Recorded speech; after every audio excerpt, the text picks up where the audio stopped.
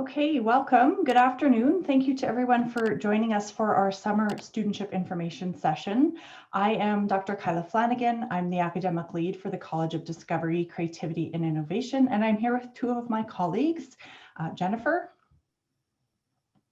Hi, I'm Jennifer Logan. I'm the program coordinator for the Bachelor of Health Sciences program in the Cummings School of Medicine. And Joanne.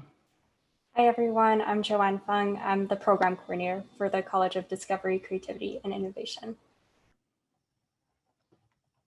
All right, thank you. So before we begin, I just want to take a moment to acknowledge the traditional territories of the people of the Treaty 7 region in southern Alberta, which includes the Blackfoot Confederacy, comprising the Siksika, Piikani, and Kainai First Nations, as well as the Tsuut'ina First Nation and the Stoney Nakoda, including the Chiniki, Bearspaw, and Wesley First Nations. The city of Calgary is also home to Métis Nation of Alberta, Region 3. I'd like to point out that this session is being recorded. The recording will be shared afterwards for those who were unable to attend. The chat box and your name display will be edited out of the final recording. For sound quality, we ask to please have your microphones turned off, and we'll ask that you use the chat for questions. We will save the questions to the end of the presentation and address those questions then. All right, so we have a few goals for you today in this session. We are hoping to get you ready for research this summer, helping you to explore ideas for how to find a supervisor, develop a strategy for contacting and reaching out to any potential supervisors you identify. Start to think about how you will develop a proposal, a research proposal in collaboration with your supervisor. Then we'll be clarifying the summer studentship application system, all the processes, important timelines, deadlines, and a brief touch on how the applications will be adjudicated and evaluated. So when we're looking at summer studentship research positions, these are awards that you apply for in partnership with a University of Calgary academic staff member. So unlike other awards where as a student you apply on your own, for these awards, you must have a research supervisor that you are going to work in collaboration with. So when we think about this process, the first step, the first critical thing that you need to do is find and determine who you will conduct research with. So if we think about this as a starting place and where we're gonna focus today, finding a supervisor is a really critical first step for this research process. Once you've found a research supervisor, you will be collaboratively writing your research proposal with that supervisor. So this collaboration will be an aspect where you are both coming up with and creatively developing the research proposal together. You then, as a student, will be submitting your application through our application portal, which we'll touch on at the end. And then your supervisor will be submitting a reference on your application on you as an applicant. Okay, so we will be starting here thinking about how you go about finding a research supervisor and moving through these steps as we go through our session today. So as we consider finding a supervisor, we want to be sure you know and understand who is eligible to be a supervisor. So supervisors for our summer studentship positions need to be full-time academic staff members. Those supervisors can only support 2 students through our application system.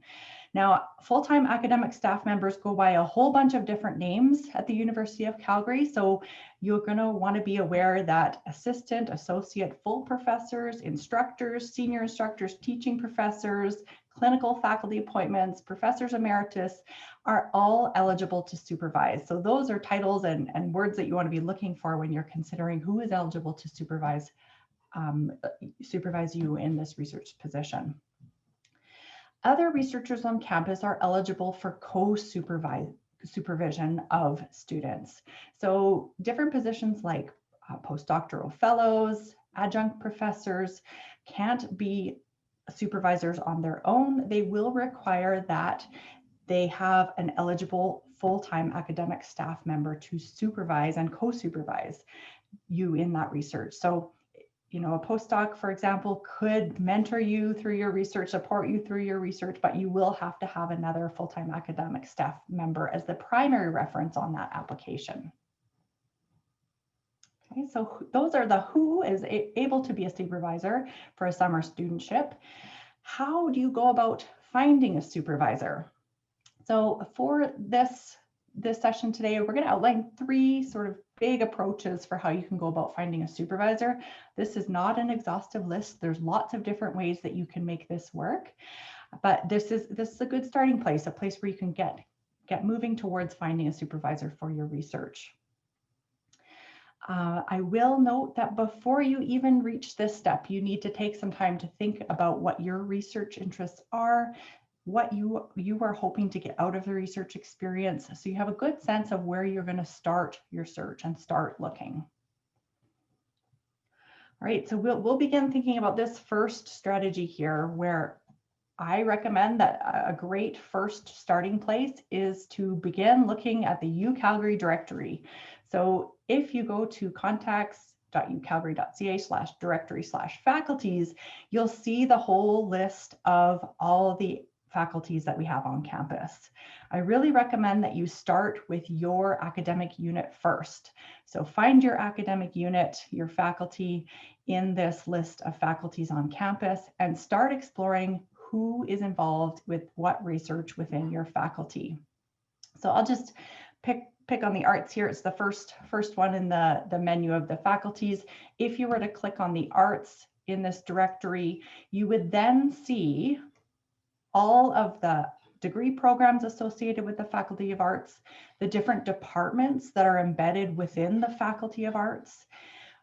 Also, there will be important things for you to look for in terms of research units or research institutes that exist within that particular faculty. So I encourage you to take a peek through all of these different research institutes that would be within your faculty or research units and see the kinds of research that is going on in that area. I'd also recommend you find the department that you are in and see who is conducting research in your department. See who the people are that are doing research within your department under your faculty. So if you were to click on, say, the Department of Psychology, you would see a similar directory of people. I encourage you to look through that whole directory, explore what people in the Department of Psychology in the Faculty of Arts are doing, for example, and see what research is going on. I also recommend that you really explore the faculty webpage. So I'll just show you what the Faculty of Arts webpage looks like. This top banner here is very similar for the different faculties across campus. There's a research drop-down menu that will have a lot of information that will point you to the different research initiatives. The Faculty of Arts even has current research projects highlighted on their webpage, and you can go through and check out all the research that's going on within your faculty and within your department. Once you've worked your way through the faculty, exploring what's happening in the faculty, worked your way through the department, exploring what's happening in the department, you need to get down to the level of the individual faculty members within those units and start looking at those faculty member web pages. It's really, really imperative that you are reading the research articles of the faculty members that you're interested in working with. One great way to do that, to start to really explore individuals' research portfolios, is to hop on over to Google Scholar. So Google Scholar is a fabulous tool for thinking and looking at all the research that an individual within an academic unit is doing. So I just typed in the first name that came to mind. Dr. Lisa Gig is a colleague and a friend that I work with in the Department of Biological Sciences. Let's just see what that would look like when we pop her name into Google Scholar. So if we were exploring the research that Dr. Lisa Gig does on campus and looked her up on Google Scholar, we would see a list of a whole bunch of articles by anyone with the name LM Gig.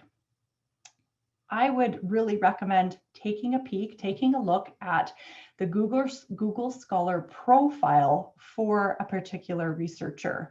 What this will help you do is say that, yes, this is Lisa Gig of the University of Calgary, who has a verified email address at the University of Calgary. And so whatever you find under this profile on Google Scholar will be for the University of Calgary Dr. Lisa Gig.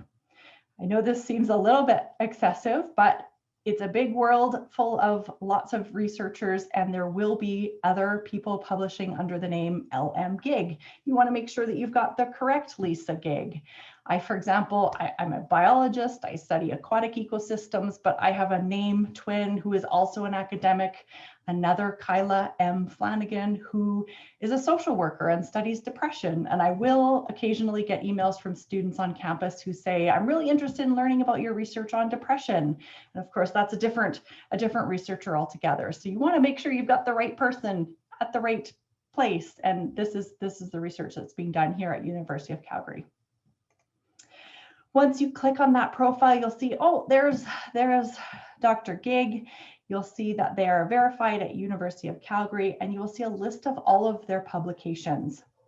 Now, when you enter this Google Scholar profile, the publications will all automatically be sorted by most citations. So you see that this paper here, published in 2008 by Dr. Gig, has 241 citations.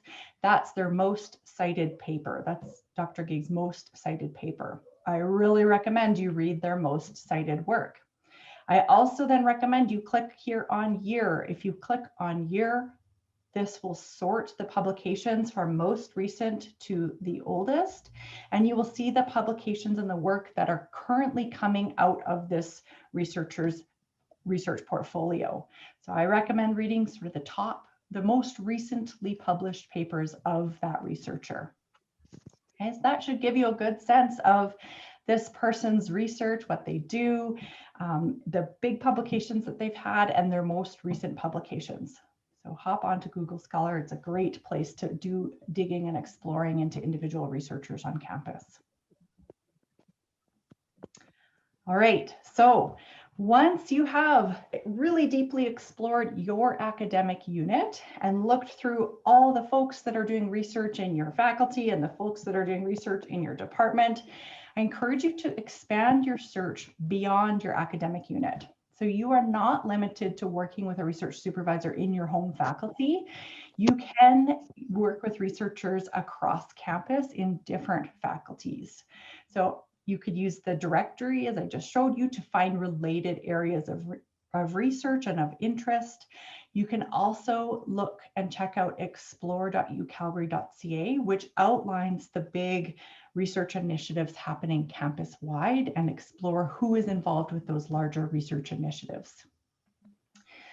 Check out Google Scholar and Google. I recommend sort of searching broadly your topic of interest, and then the University of Calgary to see who is doing research in an area that you're interested in at the University of Calgary. There are other research networking sites that are valuable in terms of figuring out the research that's going on at the University of Calgary. Check out ResearchGate, academia.edu, and LinkedIn as a professional networking site. And then you can start to see the research that's occurring at the University of Calgary in those different areas, and the research portfolios of faculty members on campus. Okay. The last approach I want to highlight is to think about talking to your course instructors. So your course instructors will have a wealth of knowledge about the research going on in their department and in their area. And it's a great place to start building relationships, having conversations, and getting to know your instructors, and also getting to know the research that they do and that their other colleagues do. I recognize and I understand that this is harder in a remote world. You might have to be creative about how to have these kinds of conversations. The hallway conversations before and after class are not happening in the same way. So you have to be a little bit creative to find and create those opportunities to have conversations with your instructors. I also want you to be respectful of people's time too. Everybody's at a very busy point in the term, and we have to be careful that we're not overburdening folks as we try to get more information about what we could do for research. So go to virtual office hours if your instructors are holding virtual office hours. Talk about the course content, but you can also express, your interest in summer research and ask for some advice about how they might recommend you go about finding a research position for the summer. All right, so those 3 strategies, starting with your home academic unit, really deeply exploring what research is happening in your home academic unit, expanding your search beyond your academic unit to look at the campus as a whole, who is doing research on the campus on topics and areas you're interested in, and then exploring and talking to your course instructors and figuring out what they do and who they know and what research opportunities they might be aware of.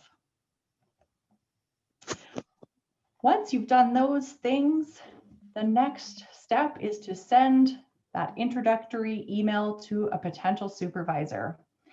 So this email needs to be a very well-crafted professional email. So I've got some tips in here. We will send these slides to you after, so I won't go through all of these tips, but I do want to just show an example of a really well-crafted, engaging professional email that if I received, I'd be very excited to reply to. So here's just an example of a well done email and some key points to think about. It's got a really specific and clear subject, header, subject, title, addressed professionally. It tells a little bit about the student, about themselves, what their program is, and why they're interested in conducting research. It gets into some specifics about their area of interest and starts to highlight how the researcher's research fits with that interest. And then outlines sort of a more specific goal that the student is hoping to achieve. So I hope to apply for the Peer Awards, for example, for 16 weeks during the summer and spring of this upcoming year. So this would be a really great example of a professional email to a potential supervisor that might be likely to solicit a positive response.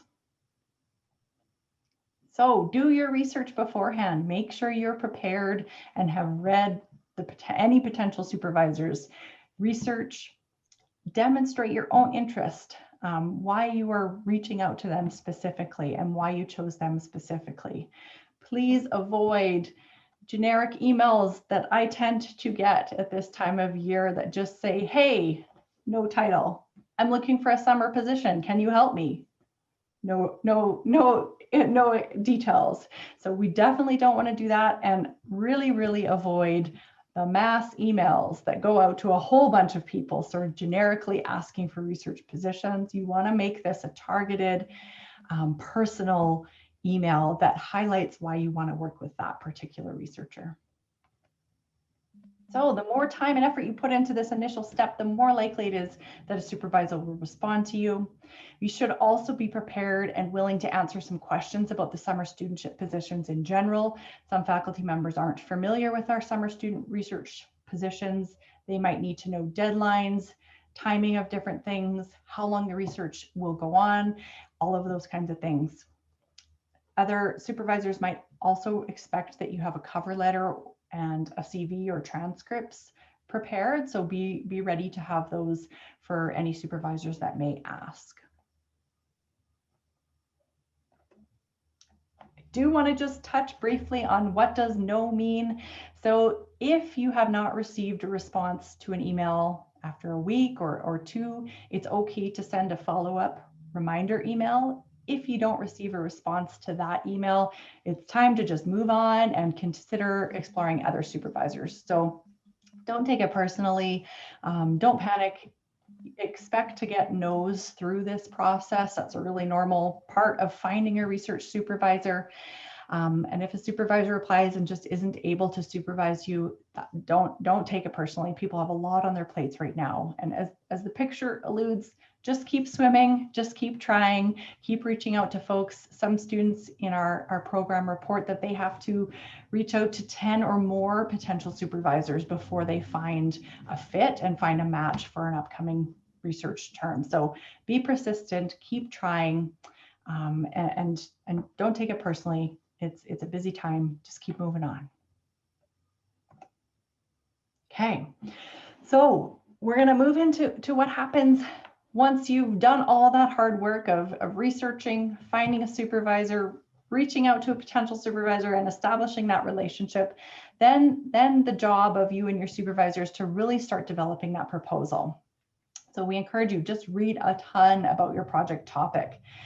You don't need to envision the entire project right at the start. These things evolve as you move through the development stages. You have to be flexible. Projects change all the time. You might go down one direction and then realize that this might have more interesting applications, and you have to be flexible and iterative in that process. So be creative, be flexible. The whole project doesn't need to be planned at the outset. Just get the process going in collaboration with your supervisor. I do want to note that with COVID-19, we are unsure what this summer will look like in terms of research. We don't know if students will be able to be on campus conducting research in person at the start of the summer, at the May start timeline. So as conversations with your supervisors begin, you want to consider how this research could be done remotely, if that's possible. Will you have a backup plan for a remote research project if you're planning for in-person research? And just be very conscious that these things are changing on a daily basis, as we are all aware, and we can't provide any direction right now about what the summer will look like. So when you're having these conversations, planning out your project, have the contingency in mind in terms of whether or not you could do this project remotely. Okay. So we've got, hopefully, sparked some ideas for how you will go about finding a research supervisor. Now we want to talk a little bit about the application process itself. So I'm going to pass it over to Joanne to take it away to talk about applications at the University of Calgary.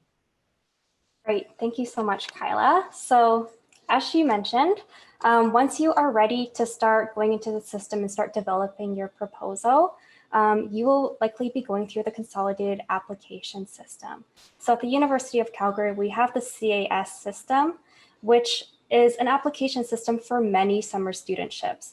That includes peer, and it includes many health-related research awards, such as the OCSS award. So the CAS system is really great for students because it means that you only need to submit one single application. And based on your answers in your application, the system will kind of route you to which awards you would be eligible for, and therefore you're considered for those specific awards that your application indicates that you are eligible for. So again, I'll just reiterate, it's one single application for many different awards. And I'll also note that it's important to recognize that the CS doesn't open until early December.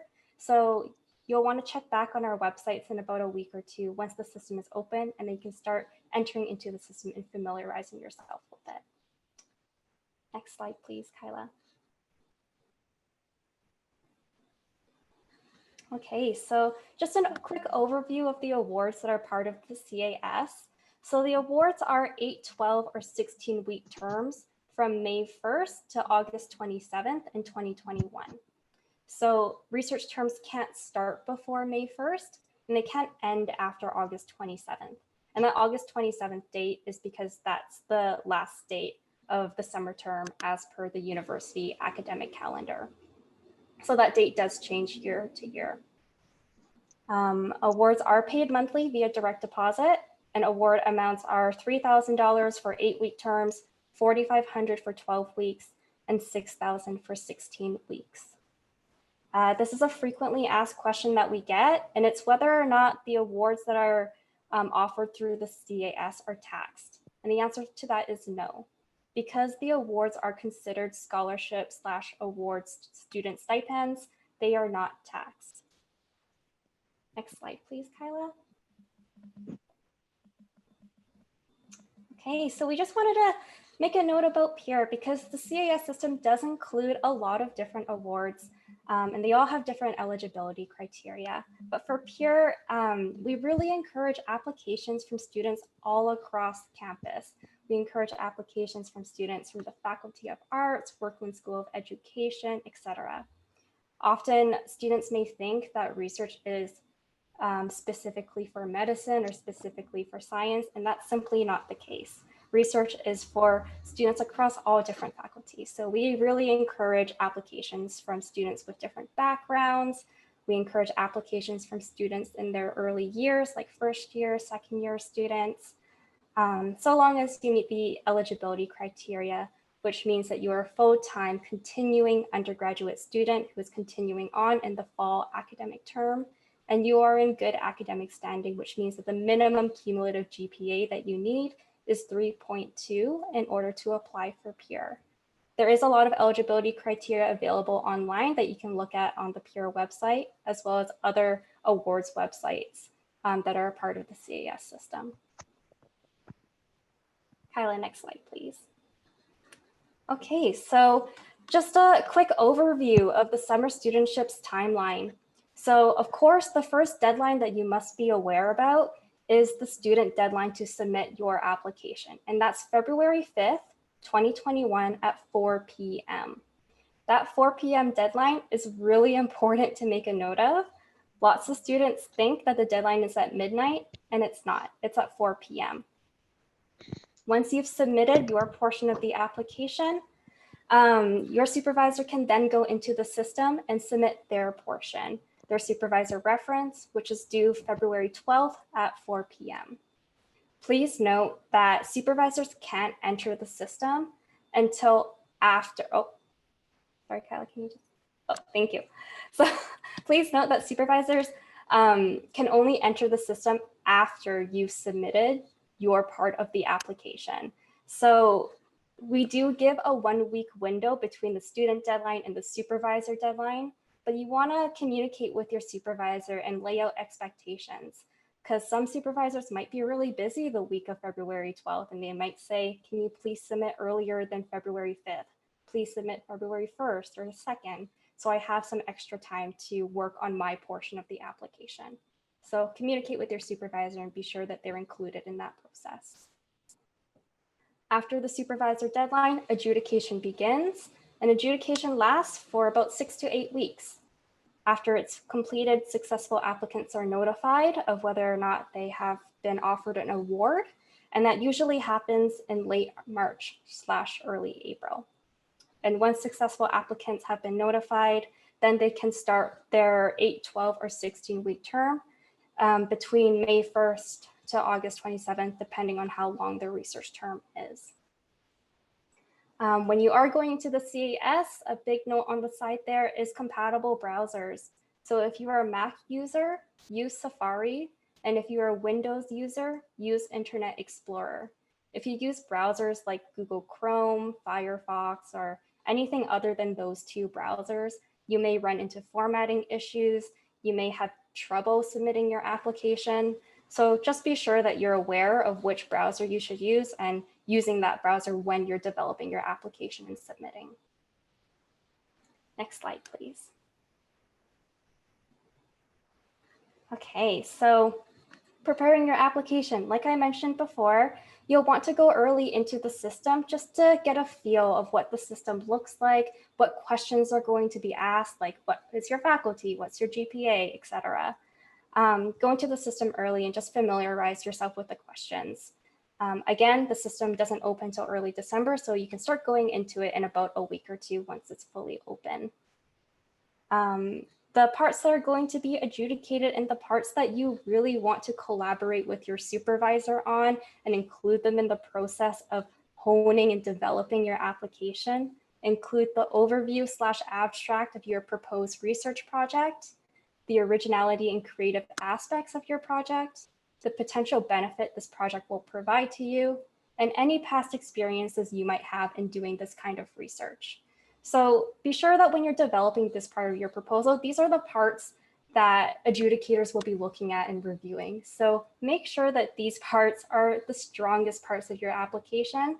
And to be really strong, that includes your supervisor. That means including your supervisor in that collaboration process and bouncing ideas off of them and having a feedback loop when creating this proposal. And there are maximum character limits, so just be sure to make a note of that as well. Next slide, please, Kyla. Okay, so adjudication of applications. So because there are a lot of different awards in the system, there are different criteria in terms of adjudication. So if your application is not health related and it's identified as such in your application, the system will automatically determine that you are eligible for peer, and you will be adjudicated on the 5 criteria that are listed on the left-hand side of this for a total weight of 30. If your application is identified as a health-related application, then you will be adjudicated on the same pieces as the peer criteria, but you will have the added assessment of mentorship and research environment. And that does require your supervisor to submit a document listing out their last 3 years of operating grants and publications. So you can see here why it's really important to be accurate in your application. You don't want to accidentally say that you are health related when you're not health related, or vice versa. You don't want to say that you're not health related when you actually are, because that impacts your adjudication, that impacts who sees your application, and it impacts where your application is being routed to within the system. So at the end of the day, it is your responsibility to ensure that everything in your application is 100% accurate. If you have questions when you're going through the application process and you're not 100% sure, don't guess. Ask your supervisor, see what their answer would be. And if your supervisor doesn't know either, talk to us, send us an email, and we will connect with your supervisor, and we'll be sure that your application is as accurate as possible. Next slide, please, Kyla. Okay, so the rubric, this is a really brief overview of the rubric. There is a much more in-depth one available online on the peer website, and we'll also be sending out these slides after the session. So you'll want to take the time to take a look through this, because this is how the adjudicators will be scoring your application. So keep these success indicators in mind when you're developing your application.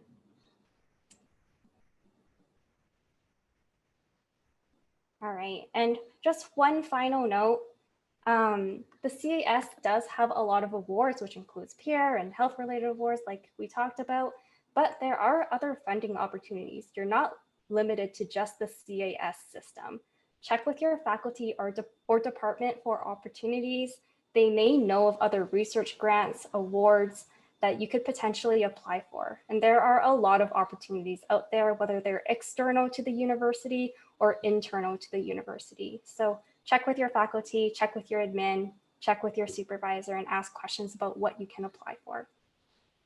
So you can apply for a lot of different awards, but you cannot simultaneously hold more than one research studentship or any other similar award. So you can apply for a lot of different awards, but you can only accept one. Exceptions are made for top-up funding, and top-up funding is not considered an award. It's additional funding on top of your stipend. So top-up funding can include programs like the Super Work program through the University of Calgary Students Union.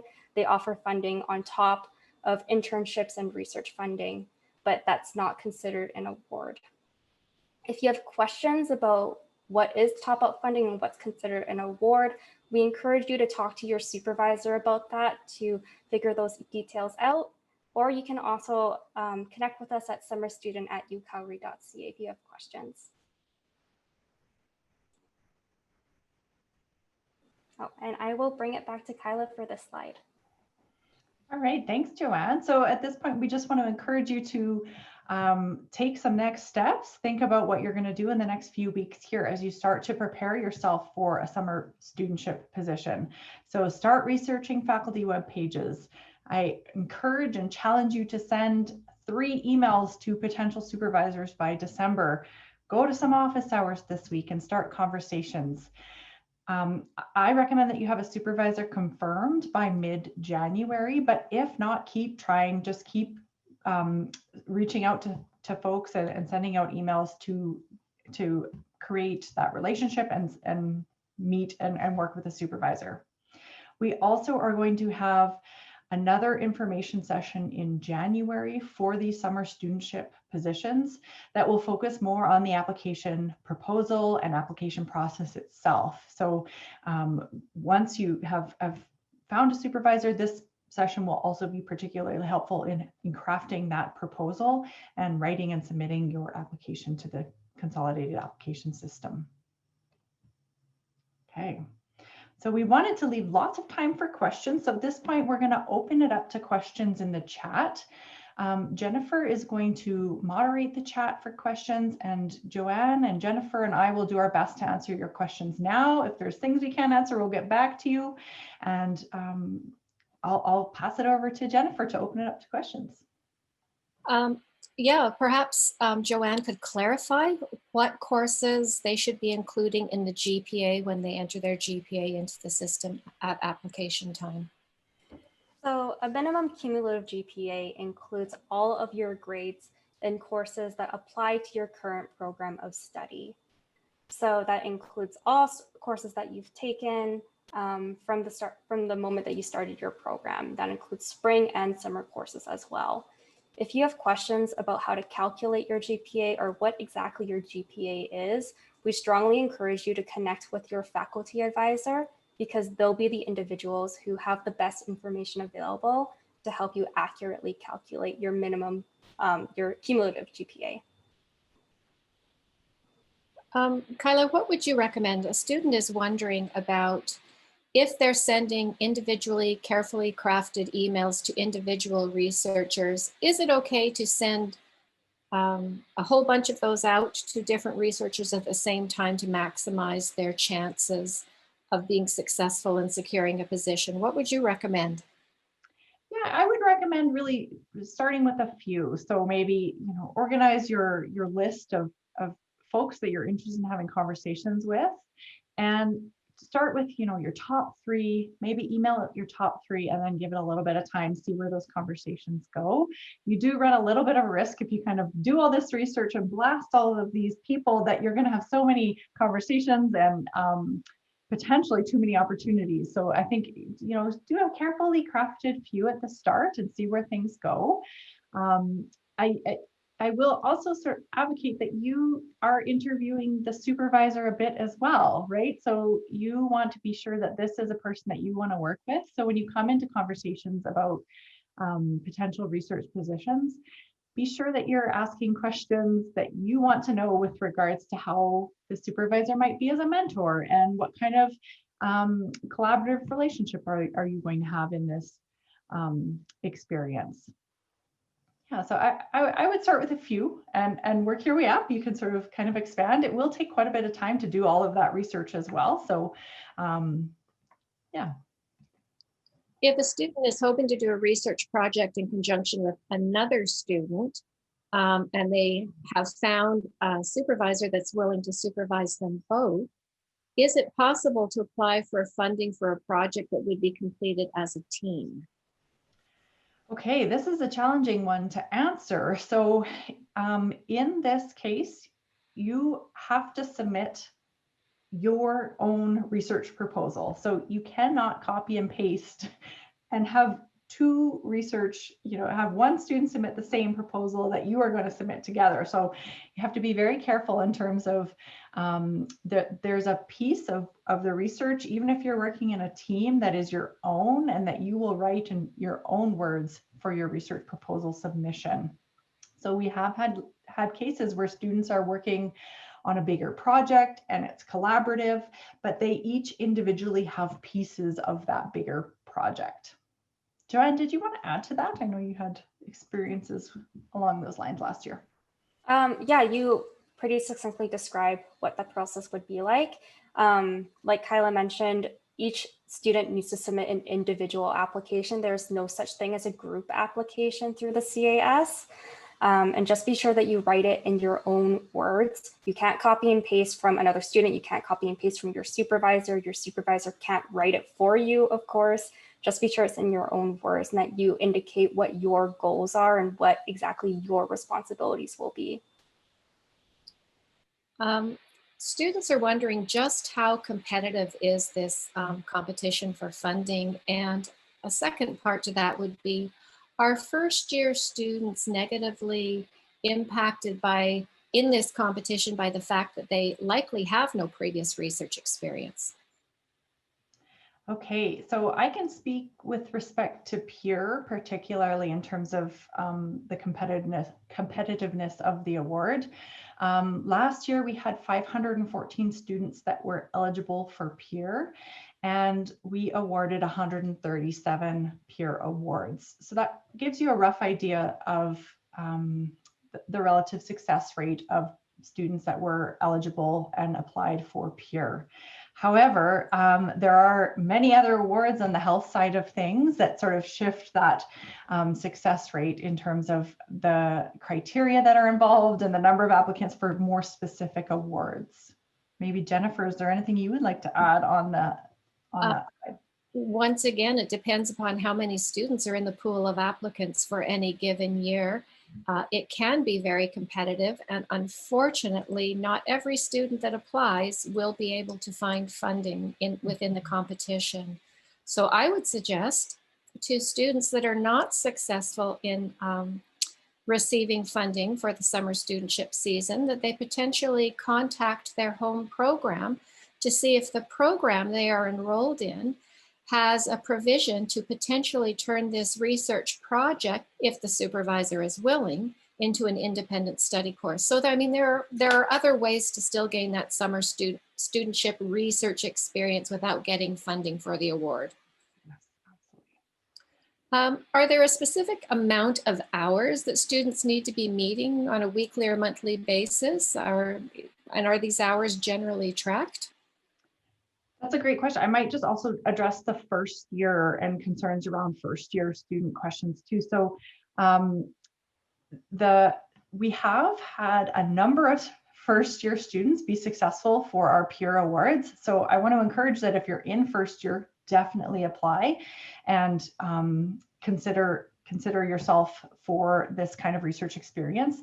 Last year and the past 2 years, we've had between 18 and 20% of our peer students just finishing their first year. So that aspect of the application that highlights experiences that might be relevant to your research for this peer term or for this research term. Think broadly too about the skills that you would bring, the skills that you've gained from coursework, extracurriculars, what aspects are going to be beneficial to you in your research itself. Things even just like ability to work independently, all of those things count towards successful research skills. So don't discredit the fact that you might not have had research experience yet. Think broadly about the skills that you would bring to a position like this and use that in your application to levy the skills that you would have. Okay, we've got questions about supervisors. So Kayla, perhaps you can answer these. So first of all, does the potential supervisor need to have an active research portfolio in order to be qualified to supervise?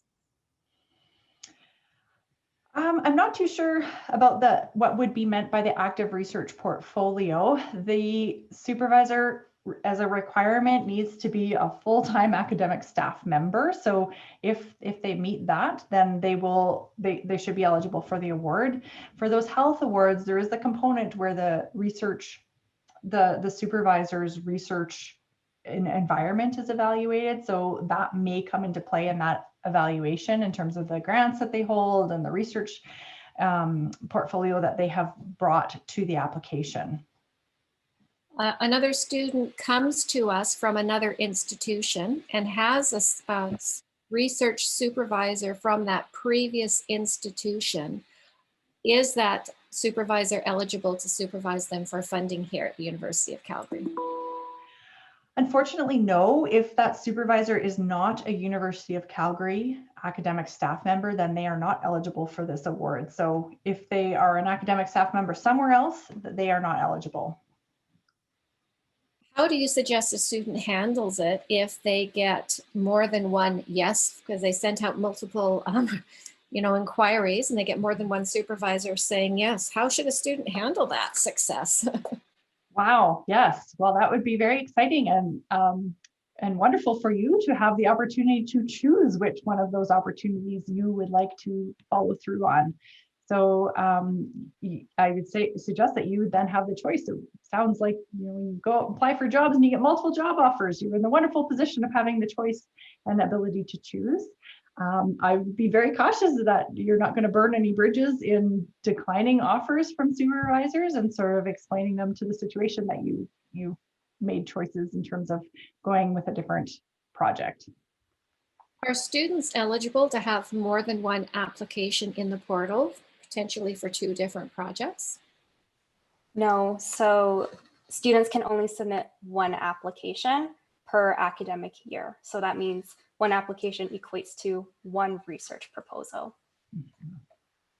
So what happens if they get rejected, if it's a no to the funding? Does that mean they have to wait and apply the following year? So what can students do if they're unsuccessful in funding? What are next steps?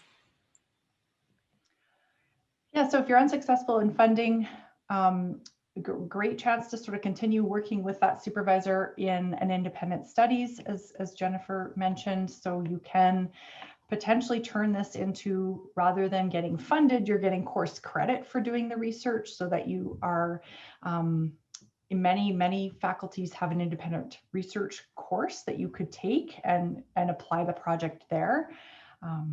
Some students are willing to volunteer to do the research project. Others might be looking to apply again. Sometimes supervisors also have outside sources of funding and might be willing to sponsor that project using their own research supports.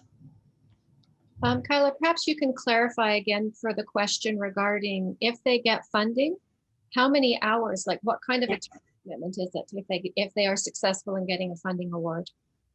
Absolutely. So the expectation is a full-time commitment to research. So you'd expect to be working an average of 35 hours per week on your research project.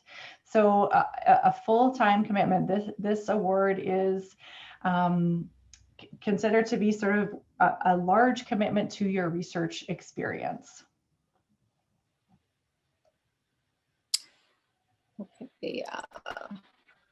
How do they determine if their project research, the proposal, is health related or not? Maybe I'll pass that one over to Joanne. Yeah, absolutely. So in your application, there's a question that asks, is your project health related? And it's a yes or no question. And that's where you will indicate whether or not your project is health related. So when you're determining whether or not your project is health related, we encourage you to talk to your supervisor.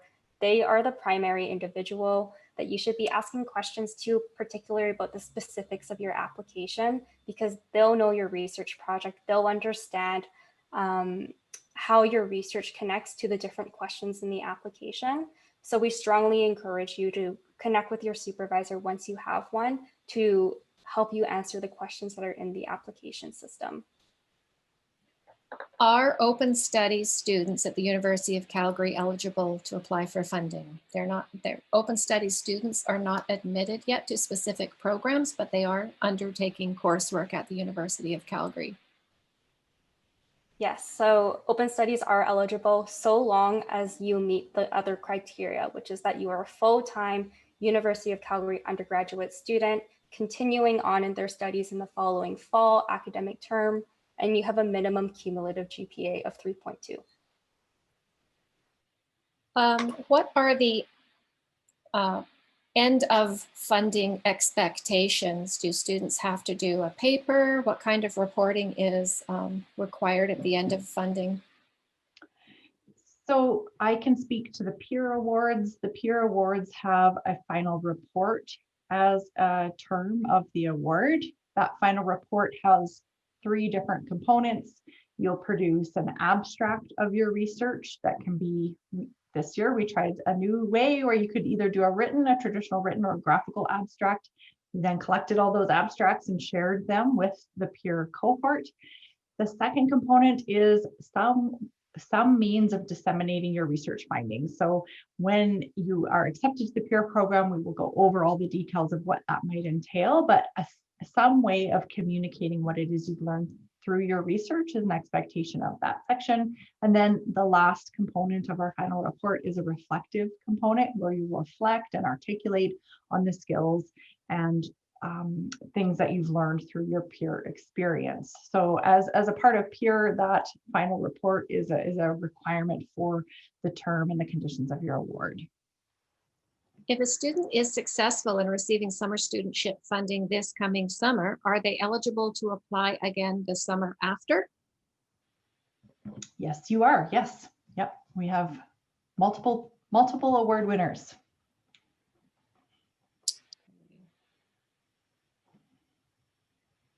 I'm just scanning through the questions again. I will mention about so every award could potentially have different end of funding requirements. For instance, O'Brien Center Summer Studentship funding requires an electronic submission of a research poster at the end of the summer.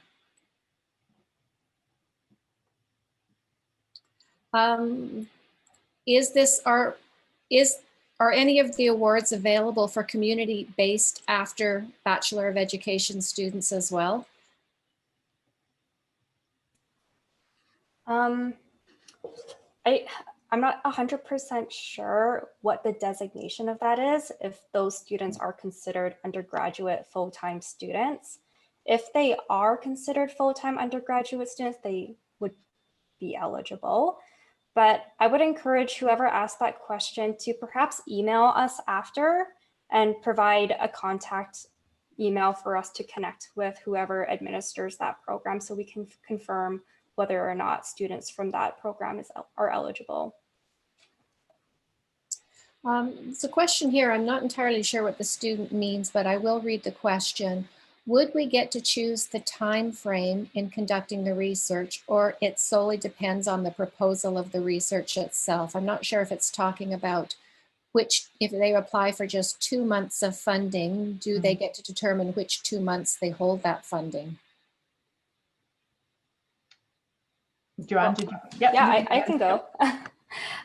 So the research must be done between May 1st and the end of the summer term, which in this case is August 27th. So the research must be done within that time frame.